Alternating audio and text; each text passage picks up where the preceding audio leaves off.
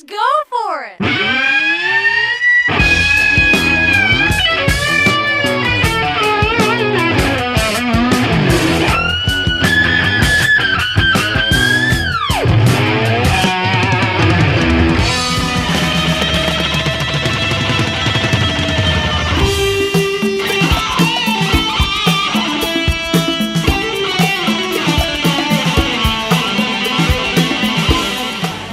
Hey everybody, it's me, your buddy Dave, the host here at The Dark Stuff. I've got a new video for you today. This one is going to be a review of the brand new album from Juliana Hatfield called Pussycat.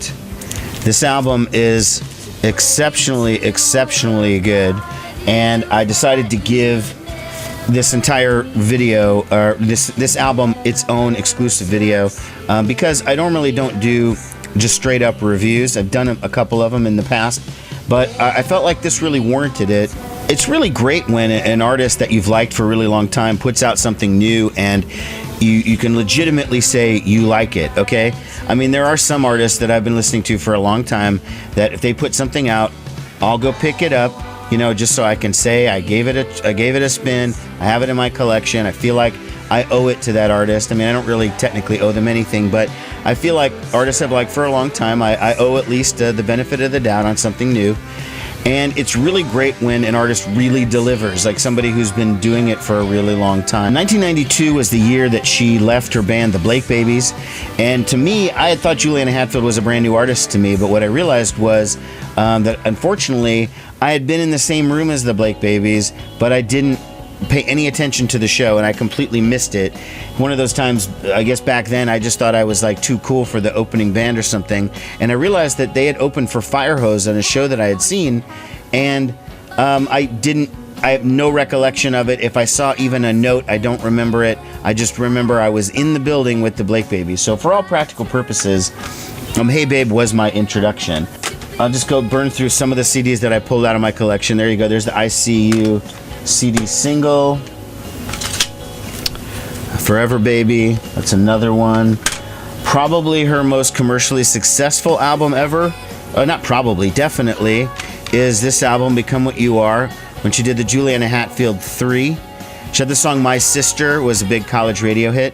I hate my sister, she's such a bitch. Well, here's the Universal Heartbeat, was the next one. She shed the 3 and just went back to Juliana Hatfield. This is Only Everything. This is the promo cover, though. I worked in a record store at the time. That's why I still have this. And I always liked it because I thought that was a great picture of her on the front there. But that's not what the cover of the album actually looks like if you go find it now. Here's a couple other things. Well, let's see. Here's a For the Birds 10-inch. Here's The Beautiful Creature, Juliana's Pony double CD set. I've got, so I won't show literally everything.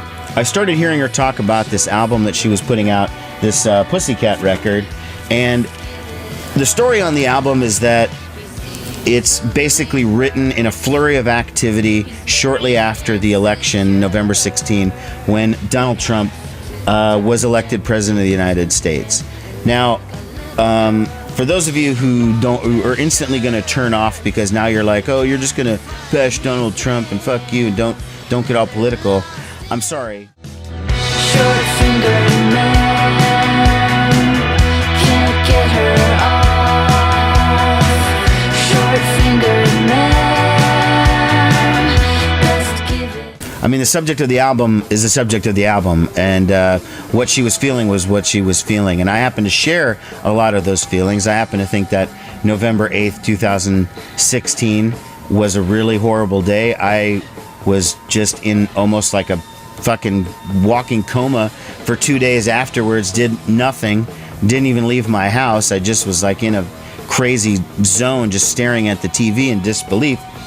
Maybe Juliana Hatfield felt that way too for a little bit, but what she was able to do that I'm not able to do is pick up a guitar and write a bunch of songs and get her feelings out on the subject.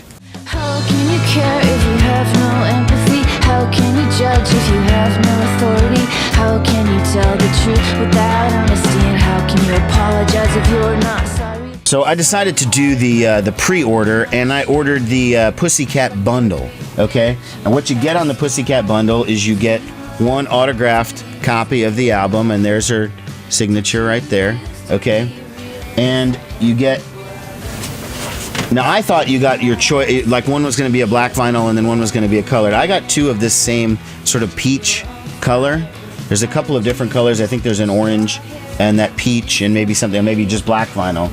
But that was my autograph copy, and my regular copy, which I have here, which is not signed, also has the same color vinyls. I don't know if that was a mistake. I mean, I really don't care. I'm only ever going to play one. I'm going to frame the signed one, of course. You also get the album on CD, the album on cassette. Okay, you get this little box of pins there from Juliana Hatfield and American Laundromat Records. A little Juliana Hatfield sticker with the lion from the back of the cover. And that was the, oh, and also, okay, I want to forget these, sorry. The Smarties. They came with it.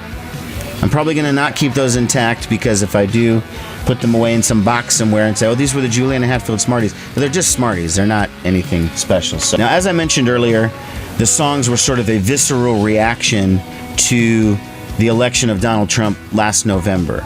But I don't think you should just feel like, well, the album is just every single song is like, fuck you, Trump, fuck you, Trump. You know, it's not something like that. There are songs that are more overt, that have direct references to Mr. Trump. That would be like When You're a Star, Short Fingered Man, Kellyanne, about Kellyanne Conway, the president's ridiculous spokesperson. Rhinoceros directly references Donald Trump and Melania Trump. Her name's Melania.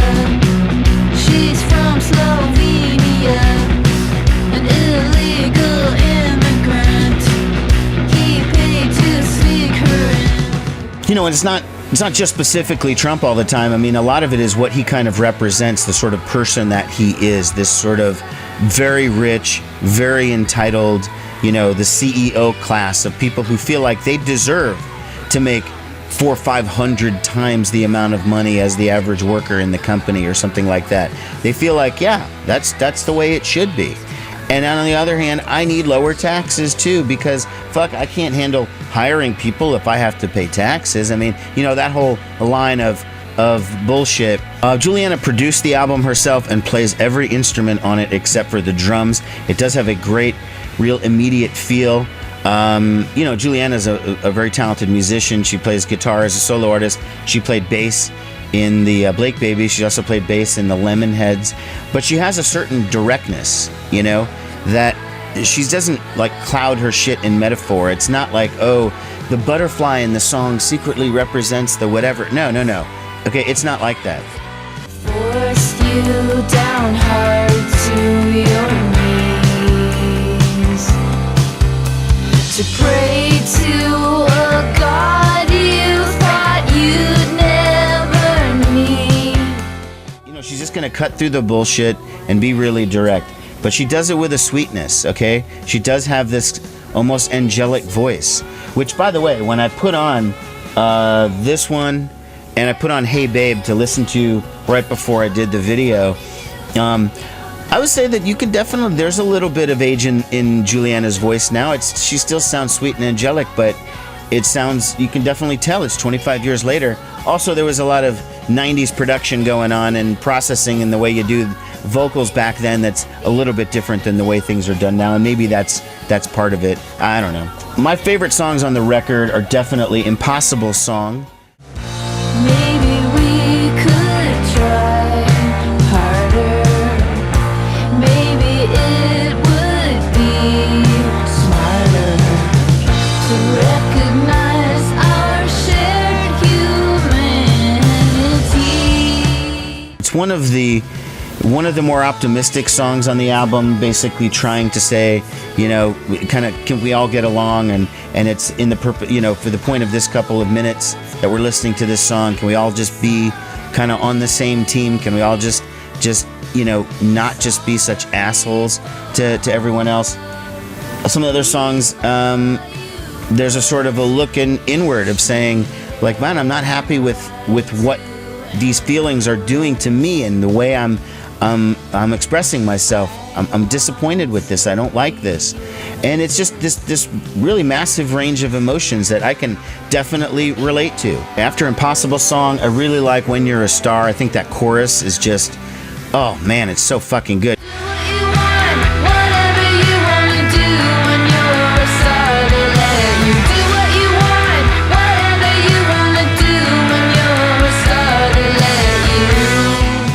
Juliana's written a million great choruses, but this is right up there, that when you're a star, you can do whatever the fuck you want to. She came up with this great progression or whatever. You know, Kellyanne is again, one of the more direct ones, but it's probably my least favorite song on the album. I've been, you know, a lot of people have been, oh man, I hate that Kellyanne Conway, you know, Trump spokesperson. Yeah, I've been hating her since she was Kellyanne Fitzpatrick. That was back in the 90s. I remember she used to appear on Hardball and CNN and all these shows in the 90s, just spewing out this bullshit about Bill Clinton back in the 90s. Okay, so I've been disliking Kellyanne Conway Fitzpatrick for decades, but that's just my least favorite song. I would say I like pretty much every other song. I mean, this album is just a fucking home run on every level. Is it Juliana Hatfield's best album ever? God, that's really hard to say. I mean, I have a lot of sentimentality connected to this, okay? This was an album that I was 21 years old when it came out. It was a different world. My clique of people that I hung out with were all we loved this album. We used to play the shit out of it all the time. And most of us had kind of a crush on Juliana at the time, you know. Full disclosure, I was among them. And so that album was really important to me because I was 21 years old when it came out, and I have that kind of connection. But now I'm 46 and this is coming out, and I gotta say I can relate much more to this record and the thoughts expressed inside than I can to really anything on Hey Babe. Even though Everybody Loves Me But You still stands up as one of the best singles of the 90s, better than My Sister, just am editorializing. Even though I'm a longtime fan of Juliana Hatfield, I haven't actually seen her live in decades. Unfortunately, wherever I've been living, I guess, she just doesn't really play. I was kind of hoping to catch her when she reunited the Juliana Hatfield 3 a couple years ago and did this Whatever My Love album and brought those guys back, that whole lineup, but it didn't make it here to Nebraska. Every year, I put out, when the Maha Music Festival asks for suggestions for who you'd like to be at the festival, I always suggest Juliana Hatfield. Hasn't happened yet. I've never actually met her, but we did bump into each other once, literally. And here's that story, like real briefly, I'll just tell real briefly. So this was some point in the 90s, in the mid to late 90s, I can't remember specifically when it was. Would have been the last time I saw Juliana Hatfield. Juliana Hatfield was performing, she was opening for somebody, I believe, at the Barrymore. I was living in Madison, Wisconsin at the time. She was the opener for somebody at the Barrymore Theater in Madison. And on that same night that she was playing, the Throwing Muses were playing, okay? And I wanted to be able to see both because I'd never seen the Throwing Muses at that point, and I had seen Juliana Hatfield, but I was not going to miss seeing her in this instance. So I was able to work it out timing-wise. I could get to Juliana Hatfield. I could see her set. She was over early enough that then I drove all the way down to O'Kay's Corral, where the Throwing Muses were playing. I guess I might have made a pit stop or something somewhere along the line, but by the time I got to O'Kay's Corral, I could hear that the Throwing Muses were already playing, okay? So I started running as fast as I could into the club so I wouldn't miss any of the show. And I think they were doing Bright Yellow Gun because that was an opener back then. And I come barreling in, and I'm half paying attention, I'm half looking, and I knock into this woman, and I don't knock her over or anything, but it's a significant knock. And I'm like, oh shit, I'm sorry. And the woman turns around, and it's Juliana Hatfield. I'm like, what the fuck? You know, she was walking in to see the Throwing Muses also after her set at the Barrymore Theater. And I kind of like looked at her and was like, what the, you know? And then I half was like, shit, she probably hates me now. I just bumped into her. And then the Throwing Muses were playing, and I was just like, I'm real sorry, Juliana. I gotta go. And then I just went into the club and watched the rest of the show. And then afterwards, I never saw her again. So Juliana, if you ever do see this video, sorry about bumping into you that random time in the 90s when you would play it at the Barrymore Theater, and now you were at O'Kay's Corral to see the Throwing Muses. Sorry about that. He exaggerates and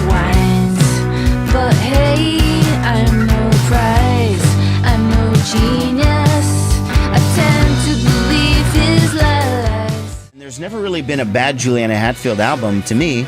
There's just, you know, better and worse. And this is, without a doubt, you know, if not her best, then among the best. Look at that pink cassette. I'm going to keep this sealed because I do have a cassette deck, but I mean, I have it on every other format. I think I'll keep this one sealed. All right, everybody, go buy this album. Take care, everyone.